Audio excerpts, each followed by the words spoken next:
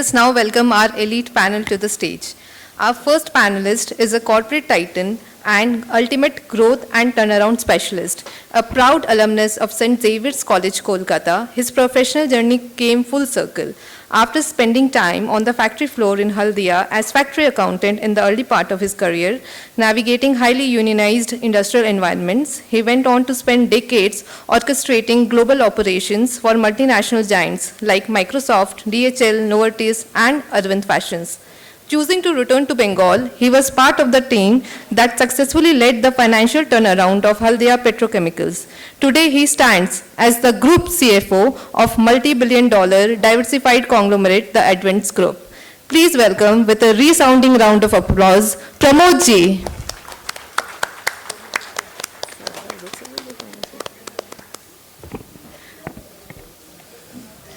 So please be on the stage.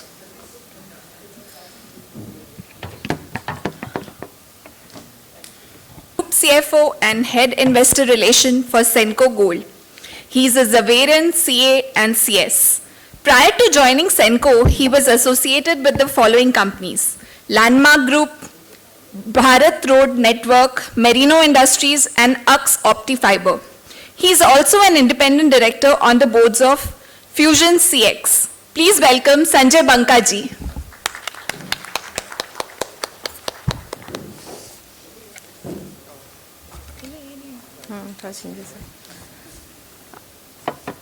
Our third panelist is a macroeconomic anchor for corporate expansion across East India, a CISA certified systems and technology risk specialist and former president of the ISACA Kolkata chapter. He holds a front row seat in the confidential boardrooms of the region's premier enterprises, guiding family-led legacy businesses into institutionalized corporate giants. Please welcome the COO of EY India Consulting and Managing Partner for the East, Harish Agarwal ji.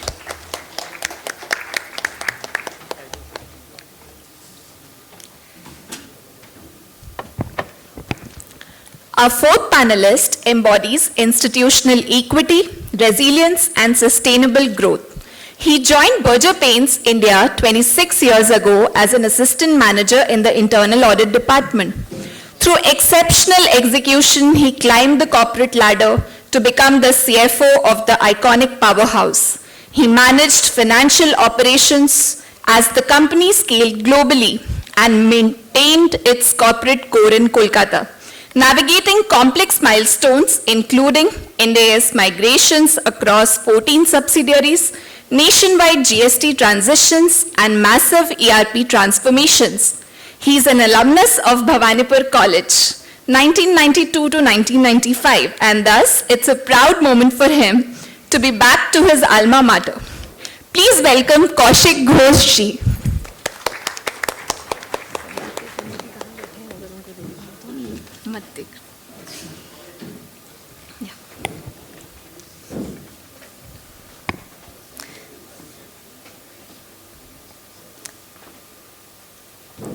It is my privilege to now introduce CA Sanjeev K. Sancheti, founding partner of Uirtus Advisors. I hope I am pronouncing this correctly. A chartered accountant with over 32 years of experience in finance, strategy, and business leadership. Sanjeev ji has worked across several esteemed organizations before funding Uirtus Advisors, bringing deep expertise in capital markets, corporate strategy, and business transformation. Today, under his leadership, Uirtus Advisors has established itself as one of India's leading IPO advisory and investor relation advisory firm. The firm partners closely with promoters and management teams to prepare businesses for the capital markets, strengthen investor communication, and support their long-term growth journey. Ladies and gentlemen, please join me in extending a warm welcome to Sanjeev Sancheti ji.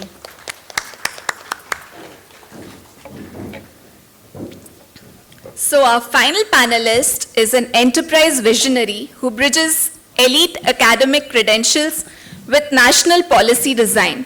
A double gold medalist from the Indian Institute of Management, Ahmedabad, his early career was forged in institutional finance at ICICI during the post-liberalization era of the 1990s. As the Managing Director of TT Limited, he has shaped national textile industry frameworks as past chairman of Citi, Nitra and NITMA. He actively mentors global founders through Silicon Valley's Miller Center at Santa Clara University and the Buddha Institute, while authoring Thought Leadership on Balancing Life with Leadership. He has authored a book, A Pinch of Salt is called Recipe of Life. A pinch of salt is in the recipe called life. Please welcome Sanjay K. Jain ji.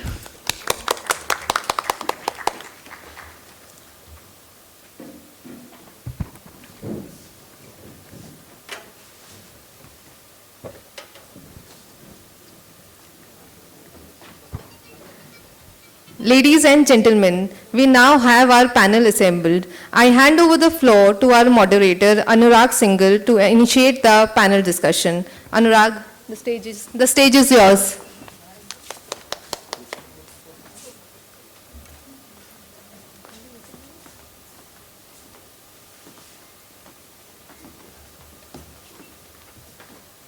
Everyone, we are running 16 minutes late, but I'll catch up like a Vande Bharat and reach on time because there are people who have commitments. So I'll just start with one thing, that thank you all for coming. This kind of an event, which today requires an auditorium, started with a very small initiative as a cafe in Bangalore around 1.5-2 years ago. And then slowly, thanks to Dilip sir's generosity, we've now graduated to an auditorium. I'll start straight away with the questions. So first with the icebreaker, and we can just follow the panel in the sequence. So today, for me, the single most defining advantage of Bengal is that the rest of the India is looking at Bengal with interest as a place to do business with and opportunities for us to take. Yes, Sanjay ji. I would say huge untapped opportunity, large pool of resources, large land availability which the government is going to change the rules, optimism, and for interest of investors to invest in Bengal, because we are at a very important strategic location where the business can grow multifold. Harish ji. There was this old adage, what Bengal thinks today, the nation thinks tomorrow, and that should start again. Kaushik ji. I think it should be manufacturing. I mean, we have everything out here. We have the port, we have cross-border connections, everything. So we need the right policies to set up the manufacturing hubs here, because we are becoming more and more a service sector here. Sanjeev ji. I think great opportunity for the state. Important thing is to come out of the MSc mindset and look to grow. Great opportunities available here. We have the gift of nature like no other state. We have a border. We have we have tourism. We have everything here. It's just the willingness and the will of people which needs to change now, which is changing obviously. So yes. That's why we all are here. Just amazing. Sanjay ji. The way the world looks at India, the same way India has to look at Bengal, which already has started. And just to add another point, we are densely populated, so labor-intensive industries are the lowest hanging fruit, which Bengal needs to take up first. And of course, being from the textile industry, I very, very strongly feel the time is ripe for us to really boom. Okay, fine. Great start. And now we'll start with the first segment. We'll have 4 segments. So first segment is around personal journeys and how they've shaped the career architecture. So we'll start with Pramod ji. So your career kind of came full circle. 1991, you're on the shop floor of Haldia, managing a very complex, highly unionized CPM era environment with competing union leaders. Then you scaled global operations. You went out of Calcutta, so you went to Microsoft or Novartis. And then you came back to Calcutta. First at Haldia Petro and now Group CFO for Adventz Groups, which is also known as Sarojpoda Group and has all the Texmacos and Paradip Phosphates of the world. Now, was your return to Calcutta driven by emotional reasons? Or did you see a structural opportunity as a fine chartered accountant that yes, this is a place where I want to spend the last part of my active career? I think I have to be an oracle to really see so much in the future about the change in the political dimension. But for me, it was a combination of the emotional connect and the wanting to come back to my birthplace and my Janbhoomi. And I wanted to make my Janbhoomi into my Karmbhoomi also. And that sort of combined. And of course, HPL presented an opportunity that had the scale combined with complexity and the potential that provided the platform to come back. The connect and the innate belief in the resurgence of Bengal was always there. And we are hopeful that some of these things will now come back. Partly because of some of the changes that have happened in the overall environment, but intrinsically there are a lot of capabilities and strengths that the state has. And I did want to be part of that journey. Okay. So coming to Sanjay Banka ji, so we've got two Sanjays and one Sanjeev, so there's a lot of confusion in that accent, but therefore I am saying Sanjay Banka ji, Sanjay Jain ji, Sanjeev Sancheti ji. Okay, so Sanjay ji, 1995 you are building a telecom infrastructure with Hutchison in Calcutta, and decades later you came back and you engineered one of the finest IPOs from East India, Senco Gold. So what's your line of thought that how did risk capital evolve over the period when it came to Bengal? How did the world at large see Bengal as a source of receiver of funds?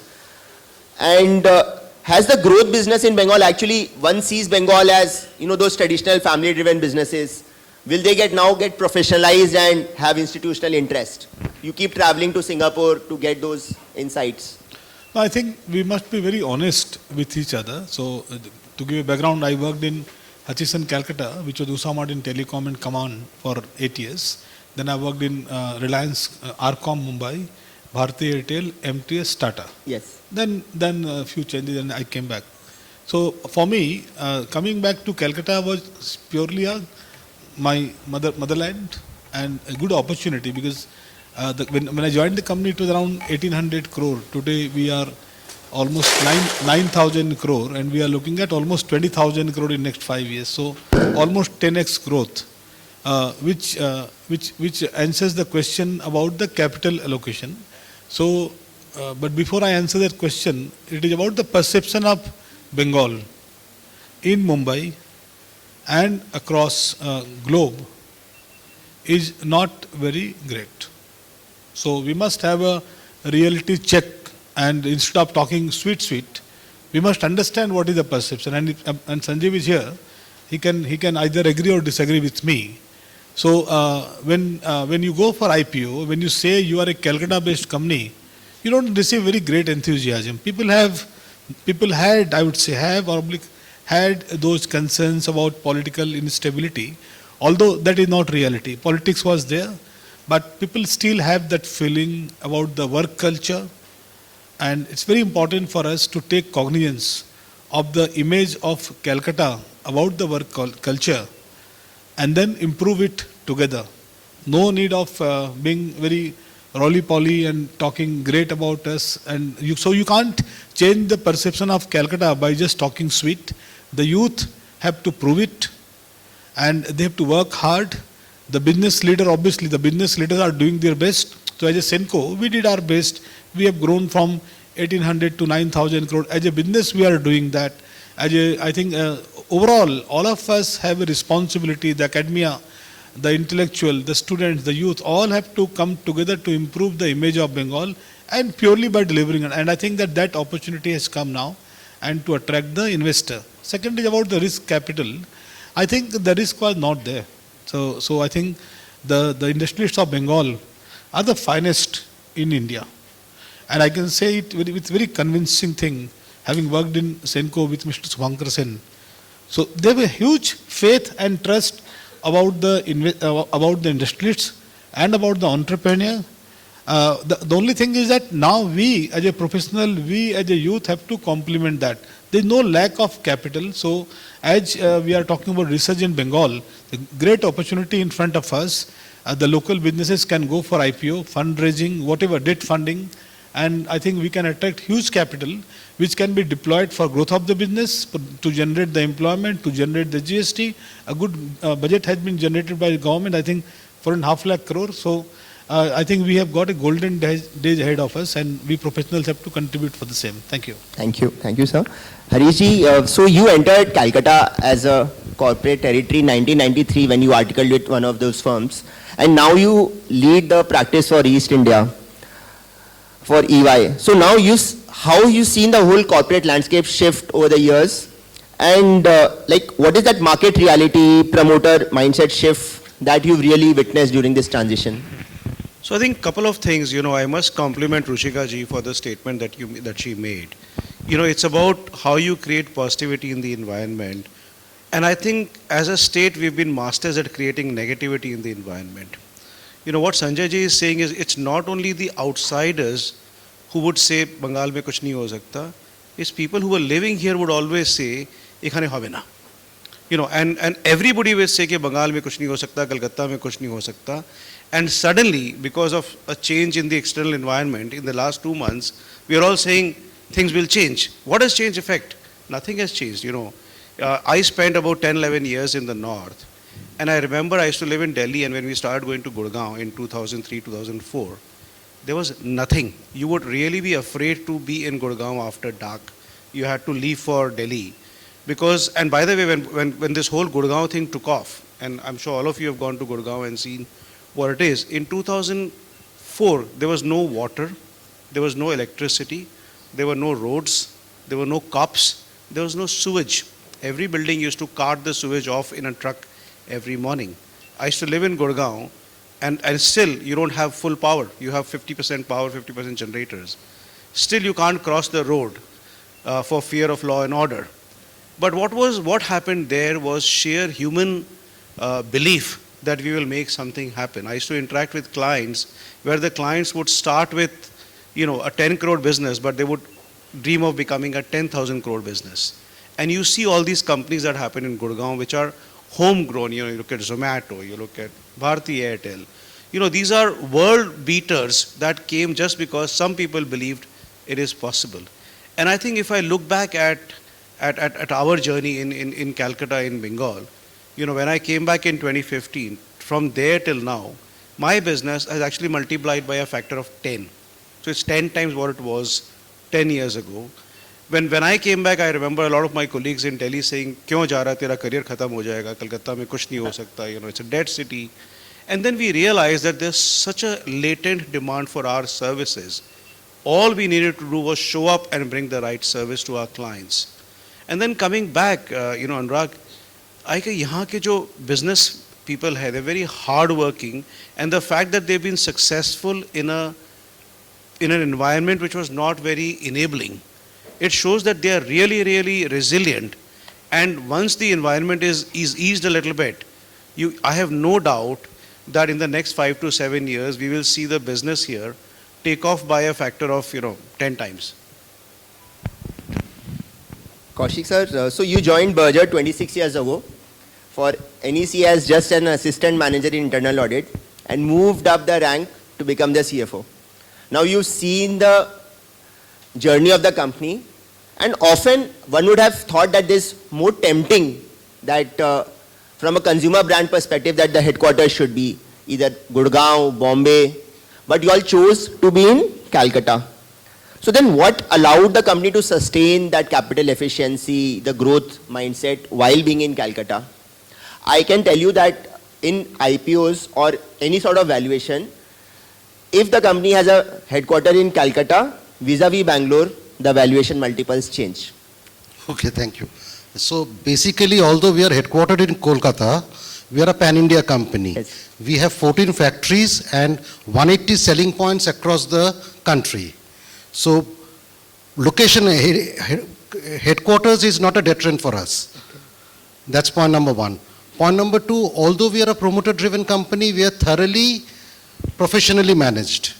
And I'll give you an example, like Kolkata used to be the hub of paint industries. You had Shalimar, you had Jensen & Nicholson, you had ICI, now JSW, Berger, and in Bombay there was Asian Paints and Nerolac, which is now Kansai. So early 2000, 3 companies left Kolkata, Jensen & Nicholson, Shalimar, and your ICI. And they all went to NCR region, citing that वहाँ का culture better है, work culture better है, सब कुछ वहाँ पे easy है. So sitting today, 20 years down the line, I don't think Jensen Nicholson exists today. Shalimar is less than 1,000 crores. ICI would be around 4,000 crore, and we are 12,000 crore. And we all were there together roughly at the same levels at that time. So it really doesn't matter, I mean, it's the execution which matters. It really doesn't matter where you come from. Perfect. Thank you. Yes, sir. Yeah, sure. Can I add something? Yes. Do you know where Zara is headquartered? Everybody buys Zara, right? Do you know where Zara is headquartered? France or US? Any guesses where Zara is headquartered? Zara is Indigo, na? Some company's name is Indigo. Inditex. It's in Spain. It's not even in the capital of Spain, in Madrid or in Barcelona. It's in a small coastal town in Spain. Okay. Okay. I think we have to get out of this mentality that, being in Kolkata brings us down. If Zara, which is a world famous brand, we don't even know where it is headquartered, but everybody knows that Zara is the number 1 or number 2 textile company in the world. Now coming to Sanjeev ji, so you were at the peak of your career at the Global CFO Welspun, and that is the cherished role for any chartered accountant, Global CFO at this kind of company. You spent a lifetime reaching that, but then you walked away to start Uirtus Advisors from Calcutta. So there are two questions. You started on your own and then from Calcutta. And now in 4 years, this company has become one of India's largest IPO advisors. So what did you see in this space that others did not? Just that I came back to Calcutta. Do you want a frank answer or do you want a diplomatic? No, we want to be a very candid answer. Sometimes necessity is the mother of invention, and it is about mother. My mother was not well. I had to come back to Calcutta. I had no option. I used to proudly say when I was in Bombay that I am born, brought, and fed up in Calcutta. I can't say that anymore. Having said that, when I came back to Calcutta, I realized that there is that you need to go to places where there is a demand-supply gap, right? In overserved market, you cannot grow a new business. This was an underserved market. There was literally no presence of capital market advisors or even capital market for that matter. But there are a lot of companies in West Bengal which are, if handholded, can become public market companies, right? They can become listed. And that was the opportunity that we seized. And I think about talent, let me tell you that if you have the right business model, it's like the honeybee. They will get attracted. So we've got people from all over India to work for us. People have come from Bombay. Some of our oldest employees are from Bombay. They had their bases in Calcutta. Everybody wants to come back to the motherland if they get the right opportunity. We were fortunate to get the right opportunity. We were able to get the best talent, and we've been able to build India best kind of structure. So it's not about, rightly said, it's not about place. It's about finding the right opportunity and getting the right set of people. And if you are able to do that, I think anybody can create a great business. Perfect. And I can tell you that he travels a lot, travels crazily. So having a base in Calcutta, you can always travel to any part of the country and keep the show running. Absolutely. It really doesn't matter. Your address doesn't matter. The person who's fronting, the person who's behind the brand is what really matters. Coming to my last question of the segment one, Sanjay Jain ji, you are a gold medalist at IIM Ahmedabad. You were at institutional finance at ICICI. So I can tell you that he rubbed shoulders with Chanda Kochar and Shikha Sharma, and had he not chosen to come back to Calcutta, he would have been one of the MDs of one of these large Indian banks. But then you now joined then TT Industries, TT Limited, and then you've run a lot of things, manufacturing operations, retail distribution, advised a lot of national policy on textiles. Asking one simple question beyond diplomacy, what does Bengal need today now to change? Short and simple answer, mindset and perception. Elaborating on it, I travel all across the country. In fact, I'm called a weekend husband. Now things have changed. My first factory or first manufacturing base in Bengal came up only last year. So I was staying in Bengal for emotional reasons, but business was outside. Even my business card has my Delhi office address first and my Calcutta address second, because when I give my card internationally or within India, the mindset changes. We've had these Bengal global summits. I've always anchored the textile and MSME segment sessions. To get speakers from outside, of course they all are friends and they come. उनका एक ही होता है, संजय तुम ले जा रहा तो है भाई, हम कुछ करेंगे नहीं, हम बोलेंगे और शाम के फ्लाइट से निकल जाएंगे. And in fact, 4-5 years back, a couple of large corporates, directors, EDs came down to Bengal. We met the then finance minister. उनके chairman called them once they came to know कि आप बंगाल पहुंच गए, बोला भाई वहाँ वापस मत जाना. So that's the sort of mindset which has been there. You spoke about being in ICICI. I was in ISEC to be specific. We had a Calcutta office. Any proposal coming from Calcutta, बेकार है. You know, family businessman है, कोई माई बाप नहीं है, कुछ नहीं है. So despite being a Calcuttan, we had so much of negativity of anything coming from Calcutta. So if we can change that mindset and perception, that's the first thing. Once you change that, then as Ruchika said, the people around you, everyone will start speaking positive, positive, positive. And we are the biggest ambassadors of Bengal to the entire country, to the entire world. Unless we speak confidently, we speak with conviction, we speak with big dreams, and not those petty small dreams of 5, 10, 15% growth. What happened in Gurgaon, there are so many stories. You know, there is no slow growth. बहुत बोलते हैं ना, धीरे धीरे चलते हैं. What I've seen in the world, it's all step-up growth. Either it happens, even gold, silver prices, when they go up in steps, and then we forget them for 5 years. So if we can change that, and all of us here have to collectively do that, we have a great future. And I personally now are fully with the mindset to invest in Bengal in my industry. I don't think so I need to go out anywhere else. Perfect, thank you. Now coming to the second segment, I will ask maybe quick answers in 2-3 lines. First from Pramod ji, you've managed very different ends of the spectrum. A very asset light, high technology intensive Rivigo, and a very capital intensive Haldia and now Adventz Group. So in terms of capital allocation, lot of people, you know, they've been in, okay, Chini to whole life they will be in Chini or something like that, but you've, you know, very dynamically shifted across industries. What was that one experience that you had when you made these multiple transitions? I think the first thing is, I think you have to be having that humility to sort of know that you don't know everything. Yeah. So therefore you get into a situation, you learn the business, you learn the stakeholders, you learn the dynamics, you learn the industry, and then so on and so forth. I have been lucky that being in finance is a horizontal function, and therefore, there are some commonalities across the industries, in the sense that in terms of capital allocation, you have to think about it saying that there is a pot of gold at the end of rainbow. You have to figure out ways and means of sizing it, and look at the probability, the possibility of being able to acquire that, the difficulties, etc.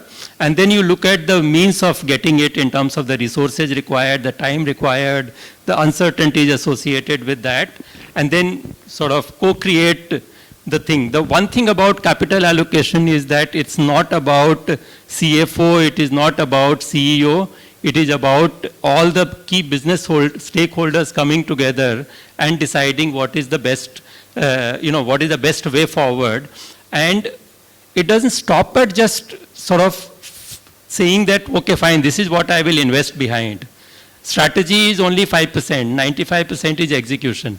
How do you come together to program manage, project manage, sort of make course corrections along the way, etc., etc. So it's a very intense. So it's intellectual at one level, humility and human behavior at another level, but the most important, or maybe the equally important third dimension is execution and keeping an eye on the execution along with the people involved as you go along.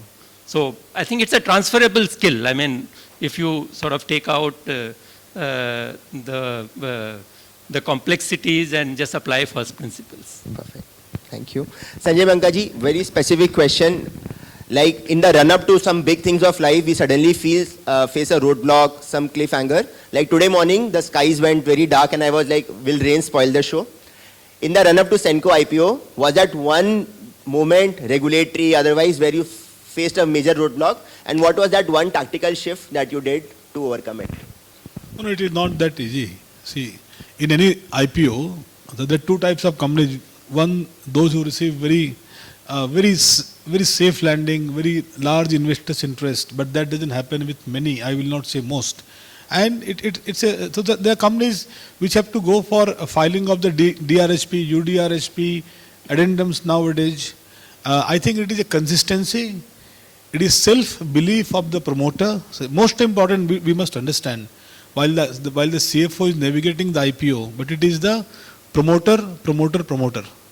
People don't understand that.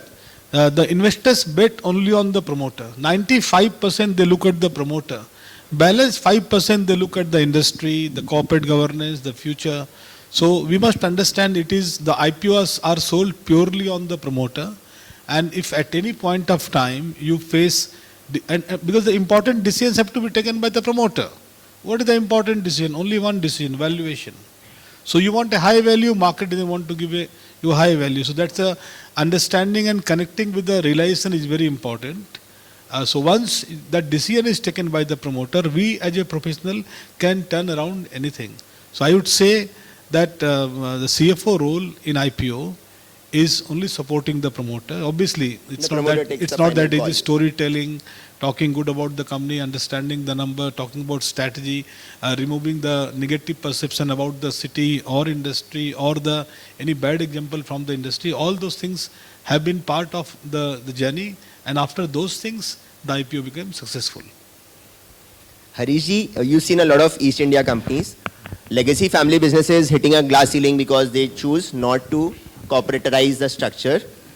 So, in your advisory business, give us, that one catalyst where the promoter says, "Okay, enough of my family business, I need to institutionalize it." And does that have frictions? So, maybe some quick lines on that. I think it really depends on the way you run the business. We have this major criticism of promoter-driven versus professionally run businesses. Is SpaceX a promoter-driven business or a corporate-run business? So there you answered. Zara, which example I took, is a promoter-driven business. Facebook is a promoter-driven business. Google is a promoter-driven business. So I don't think in our mind we have to have this difference on promoter versus, if the promoter has set up the business or if the family is in the business. Ford is a promoter-driven business for 6th generation. The 6th generation business is families running Ford. There are unlisted companies like Hershey's Chocolate, which are promoter-driven businesses. If the promoter has set up the business, why should we expect the promoter to not run the business? The passion which the promoter will bring into the business, the ownership that the promoter will bring in the business, you cannot replicate that. Yeah. Now, what does happen is, in 1, 2, 3 generations, the promoter's children are not interested in running the business. So there you professionalize it. Now, what you have to get right is, for example, if I look at, my co-panelist sitting on the left, not everybody knows that there's a large promoter behind, their company. But they've got the right balance, and I'm speaking on, Kaushik, please correct me if I'm wrong. There's a right balance between ownership and professional management. So I think there are different models that exist. There are certain businesses where the promoter will be in the driving seat and will drive it. There are certain businesses where the promoter will find the right set of professionals to run it and run it. If you look at our business, it's a promoter-driven business. I'm a partner in the company. I own a part of the business. I'm also a professional, but I'm also a promoter. The issue is, if you take the promoter out from the business, you still have to have ownership in the business. And that ownership mindset is not easy to get. You can hire professionals, but the professionals behave like, they don't own the business, as in they're only interested in their personal well-being. Like John F. Kennedy had said, think not what the country can do for you, but think what you can do for the country. It has to be an equal stake. If you look at large businesses globally, like Apple, etc., the CEOs behave like promoters. So you have to get the promoter mindset, then only the business will succeed. In our business, when I send my managers to serve a client, I can't turn up at every client. I expect that manager to behave as the owner of the firm. Otherwise, we will never succeed. Very interestingly, we do a lot of roadshows with the management. One thing is absolutely common, especially with the foreign institutions, if they do not have a succession in sight, they pass that business. Absolutely. Because they invest in India because of entrepreneurship. And if that line of sight is not there as to who's going to take over, they pass that particular business. Like I'll just add to that. Last week I was in Bombay and I met 3 investors. Their one question was, what is your son, has he joined the business? I said yes, well I would like to meet him. So that was a very, very clear query. Okay, Kaushik ji, one very quick answer which I want. As a CFO, Ind-AS transition, GST migration, ERPs, change of auditors, how do you manage change? So if you see over the years, the role of chartered accountants have changed. I mean, they are no more scorekeepers. They have become business partners. Yes. So, I mean, and the living example for that is, if you look at the big 4.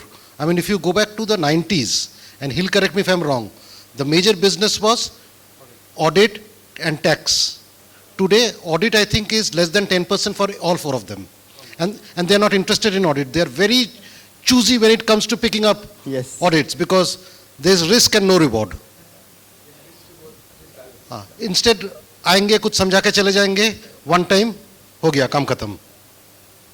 So the role has changed. So, and I mean, there has to be a constant learning, upskilling of chartered accountants. And in our company, I can speak for myself, our company only.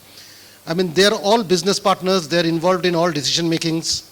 And if you talk about hardcore accounting, I mean, in our language, traditionally, from a trial balance to a Schedule 3 accounts, today for us takes 5 minutes and it's done by a non-qualified person. I don't need a qualified person to churn out numbers. It's what behind those numbers, that analytics, that data drilling, that's what is most important. And the best part, I mean, one more thing, the best part in this is the grilling and the training which happens in the big 4. I think that is the best. So right now I'm on a poaching mode. I poach only from Ernst & Young. I mean, last month I've taken 3 of them. Okay. In fact, I will agree. We don't think of it as poaching. Honestly, he's very kind. Because the thing is, we are the training grounds for people to go into businesses. The article students that come through our business, they go on and become business leaders. I know we have very specific, like Sonia handles recruitment, very clear criteria. If he's from Big 4, 12 lakhs, otherwise 10 lakhs. It is like the ICICI Bank or the HULs of the yesteryears, the Big 4 today is that. So I just waited. They rotated out as statutory auditors. And then I started taking. Sancheti ji, what is the secret sauce of a good IPO? Every IPO has a banker, a lawyer, an auditor, but outcomes are so different. When you advise people for these outcomes, what is that separates a good IPO from a bad one? I think one is that you will have to create a story which is differentiated, because you will never get premium for what is commoditized. Okay, so if you, and it will give you a lot of heartbreak because you will not get the kind of valuation it will get. And I think the second most important thing which I've seen, and there's a great example which I've seen a lot of example is, one is in the run to the IPO, you will have to, your whole effort should be to be able to make the business easily explainable, because you get 50 minutes time to do your pitch. It's an elevated pitch, and to make the model so simple that an analyst can project your business in one single Excel sheet. If he is not able to do that, please appreciate one fund manager, one analyst is looking at 50 companies. He will pass on. He will say it's too complicated, let me move on. It's not his compulsion to put money in it is your compulsion to get interest from him. Second, third most important thing is under promise over deliver. Because the run up to the IPO, you are giving some numbers, right? You are giving some history. It's a 9 to 12 months journey, sometimes 50 months. You have given some sense of number for next year. By the time you are going to go for the roadshow, those numbers will be out. And then if you are behind by 20%, your future story will not be believed. So please under promise, over deliver. Market is going to award you disproportionately, I'm telling you, disproportionately. To add to that, so I'll just follow up with that question. Netweb Technologies, Absolutely. 2,800 crores of market cap on listing and now is at 30,000 crores. Yes. So what do you think is the secret sauce there? Simple secret sauce. They've grown at 70-80% every year and they've guided 40% every year. There's been, people have invaded them saying, "Aap jhoot bolte ho, aap 70% karo." Nahi, hum 40 hi karenge. And this is something which is absolutely clear. They have, obviously they've done well. They've grown at 70-80% in an industry which is AI, right? But they have under-promised and over-delivered. And market awards you disproportionately. When you under-promise, over-deliver, it hits you disproportionately when you over-promise, under-deliver.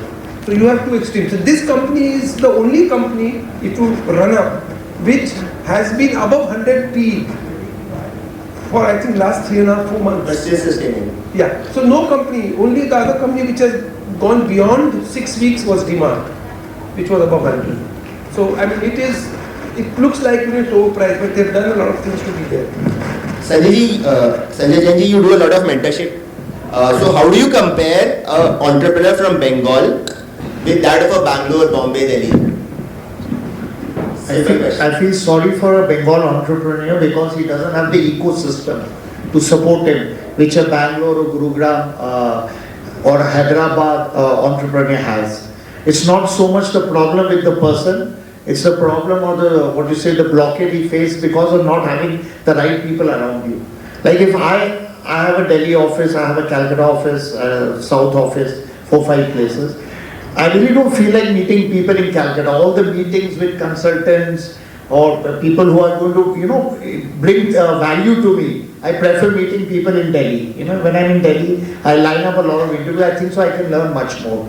So otherwise, if you think on a per se idea-wise, a Bengal entrepreneur is nowhere less. And I can say it confidently because I travel across, I have businesses all across, and I meet people from different parts of the country. So the only problem is we don't have that ecosystem, we don't have peers. We were talking outside, In IIM, it's not so much what they teach you, it's what you learn from the people around you. And that peer learning is the biggest thing, and that's why a place is as great as it is. Of course, to become great and attract those people, it does take a lot of work. So I think let's not blame the Bengal entrepreneur for not growing as fast. So it's the ecosystem. Okay, to the next segment, a very quick question anyone can take. You're hiring for Bengal. What is that one quality that you look at which the mark sheet of a CA or the CGP of an MBA does not tell you? I always believe in only one thing. Hire for attitude, train them for talent.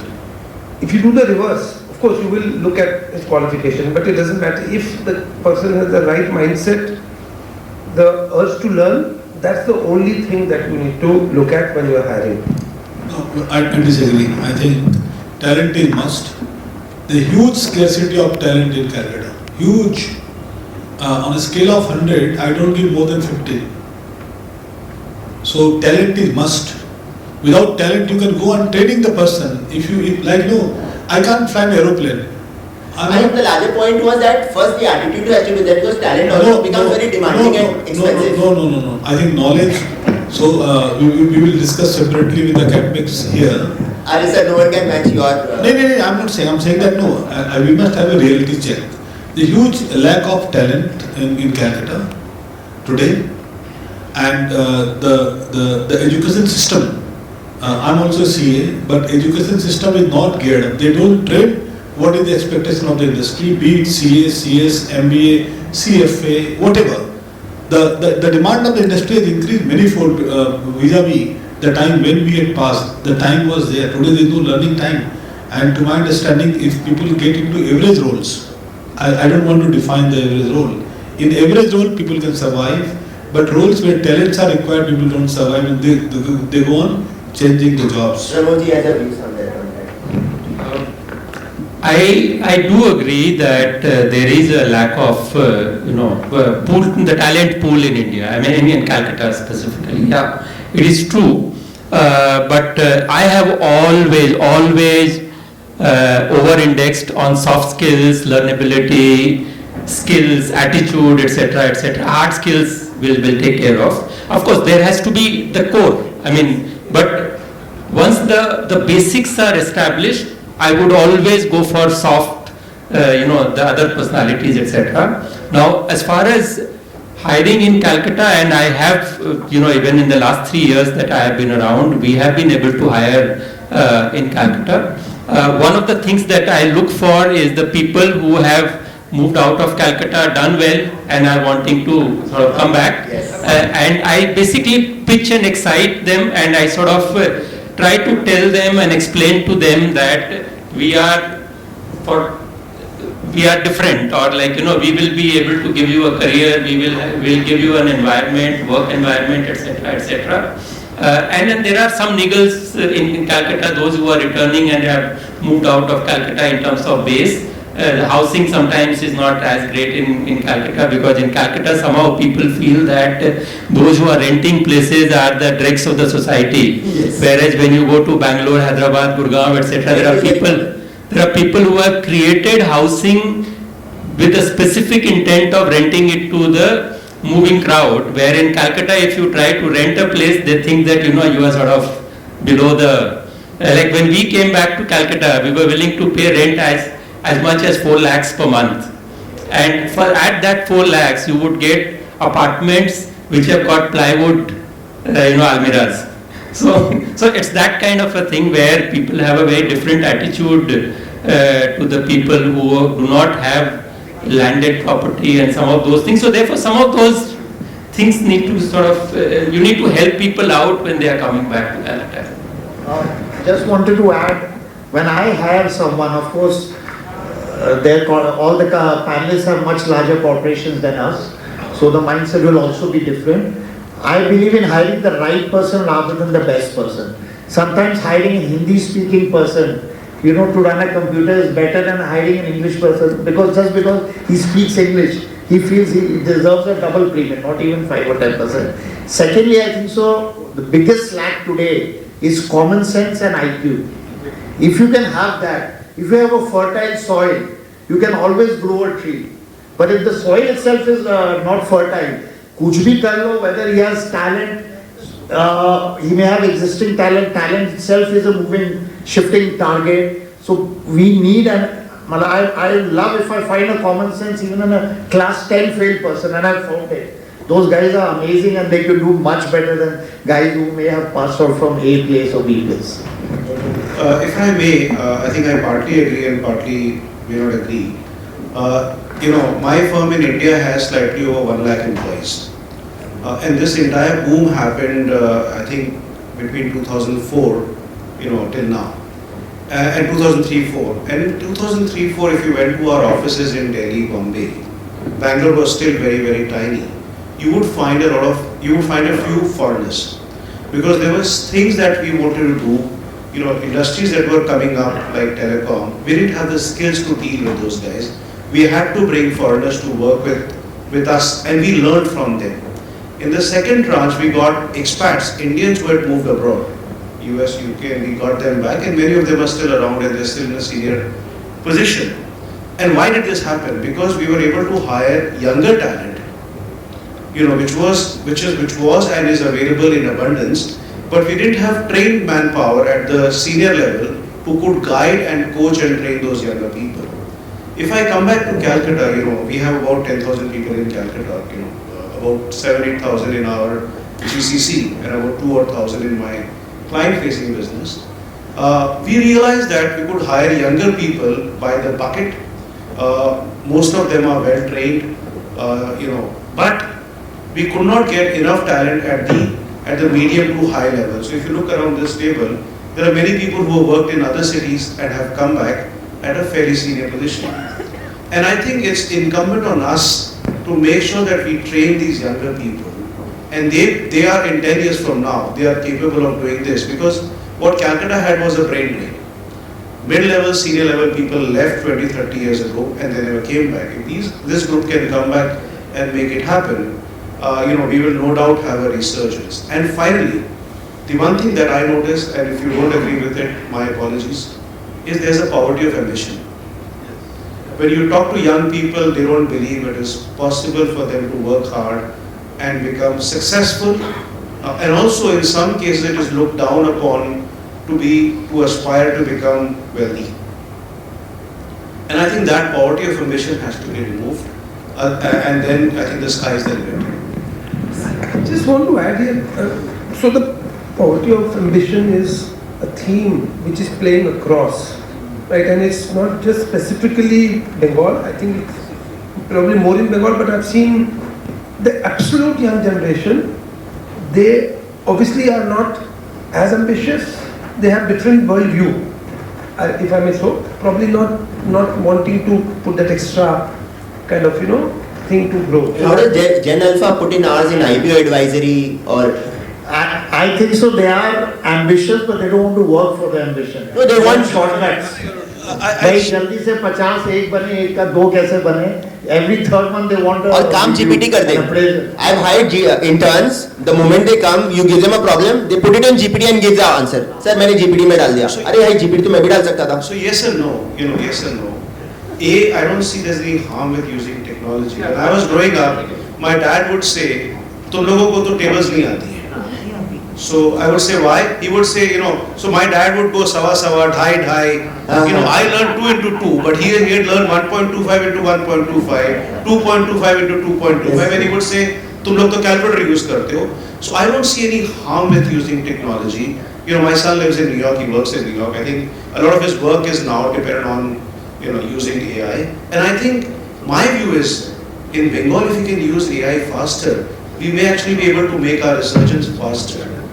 Now coming back to the poverty of ambition, there are 2 types of poverty of ambition. One, rightly, people are sometimes hungry, but we haven't, and I think it's our mistake, we haven't coached them that you have to really work hard to become, successful. We haven't given them an example. If you take off a Virat Kohli, he did not need to become a world-class athlete in terms of fitness. But what he did is elongated his journey, and I think it's we as top leaders are failing in telling our young people that you need to do that. However, there is also another segment of society, maybe they are not representative here, who've been taught कि पैसा कमाना ही सब कुछ नहीं है. Art भी बहुत चीज होता है, music भी होता है, culture भी होता है. I remember a young person in my office had a debate with me. So you're saying work hard, we'll make more money, I'll get promoted, I'll buy a better car, better house. What about art? So I'm like, yes. So let's talk about art. So she said, I like to enjoy painting. I said, yes, but who'll fund the painting?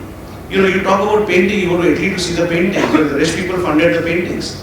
So you have to become rich. Otherwise, if you don't become rich, the painters will go live in Bombay. Coming to the next segment, very quick answers. Pramodji, you've done so much, pharma, tech, fashion, logistics, petrochemicals, now conglomerate. Now if you were to invest, what will be that one sector that you will put your bet on? Engineering in Calcutta, in Bengal, because it has got the mineral resources, has a lot of historical capabilities, and of course labor intensive, but from my point of view, engineering. Bankaji, during IPO, very stressful moments happen. Give us that one hack which some of your team members or you have followed to overcome that stress without naming the person. No, faith and ability to do hard work. So let's say I had to sleep in the office for 4 nights. So my team had to sleep. If I go home, everybody will collapse. And then because the DRS pay has to be filed. So I think it is all about stamina, energy, faith, good health. These are very important. Hariji, Calcutta, Durga Puja, is that one five-day block completely away from work, or does your phone get invaded by clients who said, boss, work is work? So I'll let you into a secret, I think,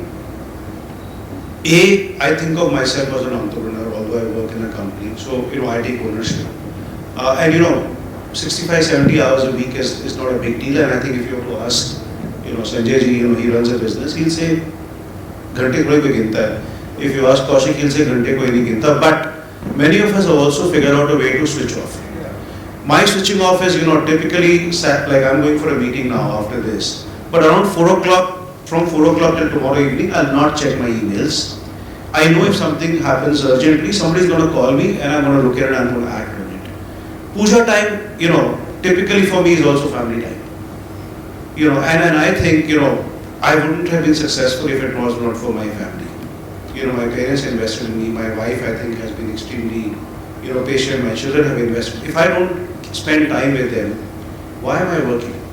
So for me, it's very important to not only puja, but some of those breaks to spend time with the family and recharge myself. Kaushik ji, one quick question. 26 years ago, you would have some colleague who would have worked alongside you as an internal audit function person. Today he walks into your office and sees you as the CFO of this global paint business. What would that immediate reaction be? Hey Kaushik, kya tha tu? I feel humbled and it's an honor to be, I've come up the ranks in the organization, and when I joined this company 26 years back, the turnover was somewhere around 400 crores and the market cap was 270 crores.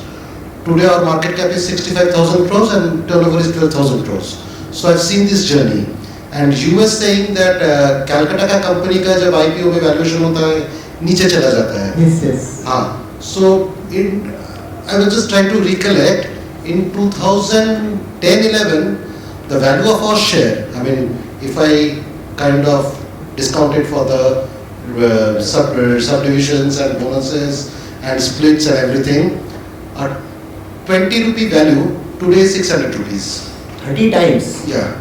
So it really doesn't matter. It's the attitude, it's the professionalism, and it's your balance sheet. The valuation professional in me quickly said you were trading at less than 1 times revenue then, and today you are at 5 times revenue. Yes. So that's the kind of...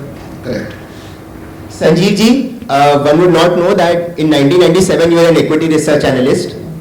Tell us about that one stock that you would have recommended at that point of time, and if someone would have listened to you, something like that 30 times story. Infosys, yeah. So we were one of the first firms to come out with the IT report. I think this was 97, 97. Yeah.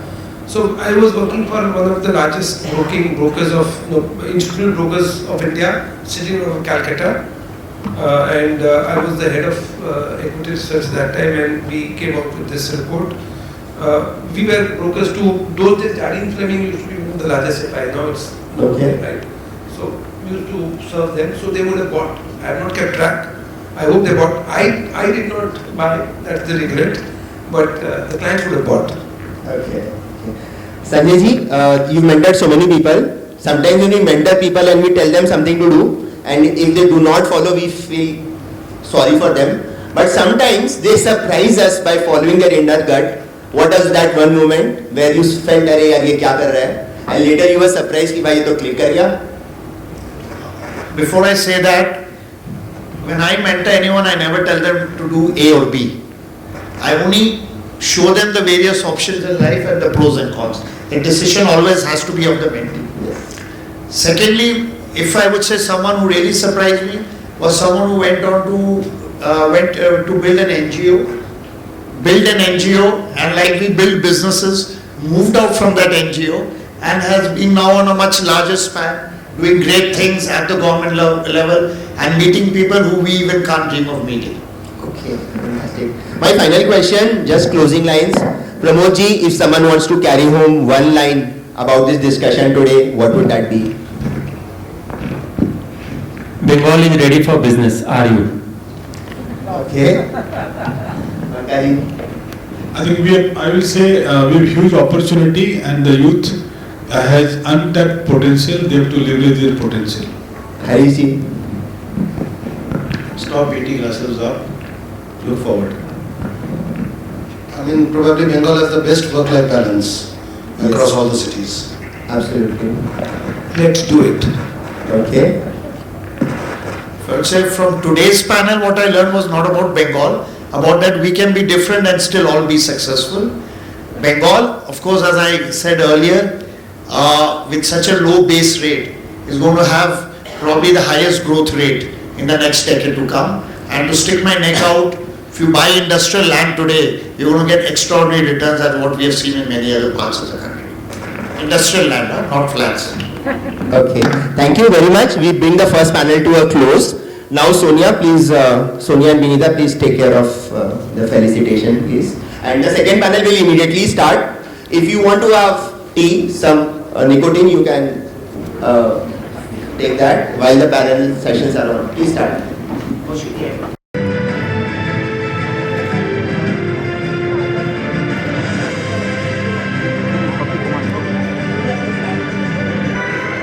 Hello. Yeah, so may I now take it one by one? Sir, we'll have the felicitations right away. Panel one. Sir, please have a seat one. We'll call you and just felicitate. Okay. Felicitate Mr. Pramod Gupta. So their gift hampers from RPSG and Land of Cakes. They're sponsored by them, and we also are giving some plants to promote environment. Clean environment. Just one sentence about this panel. This was one of the best discussion one would have ever thought of. And what a galaxy of thoughts. I'm really amazed. I'm so happy that I made it to the event today. It's my personal gain.